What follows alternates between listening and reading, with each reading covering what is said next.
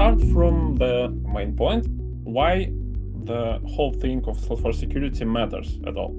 First of all, some of bad configurations or improper customizations might lead you to data breaches in the Salesforce organization. What this means? It means that some attackers can get unauthorized access to your data, and this is data breach, obviously. And it leads to, at first, it's compliance violations, because, again, you have a data, it's probably sensitive customer data, and when some data breach reveals this data, it's compliance violations. But most dangerous here, it's not only like some fines or etc. It's the reputational damage, it's losing of the customer trust, and it means a lot nowadays. So most important part here, why the whole security point, it's we shouldn't lose customer trust. So let's talk about Salesforce out of the box. So when you get in your organization, you already have some tools about security there. So first of all, you need to know that there is a plenty tools for user authentication, right? So you can check where and how user login. You can configure everything there, actually.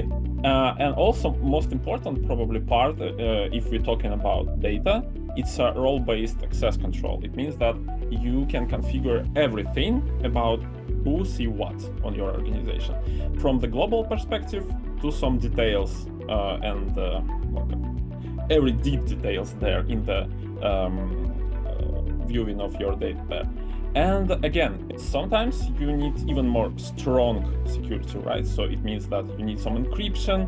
And here Salesforce also providing you additional tool. It's a Salesforce Shield platform. It's more about encrypting your data into strong protocols of encrypting. So at least this is like a quick overview of security layers there. And we will deep dive into all of those a little bit later in our webinar.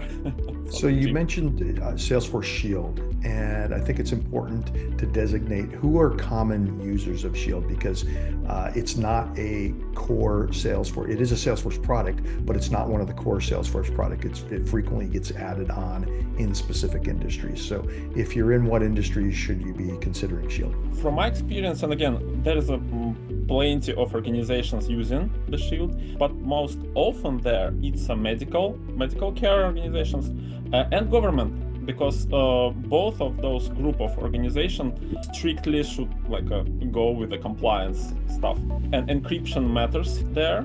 And usually those organizations install the Shield platform and configure it with a sensitive data.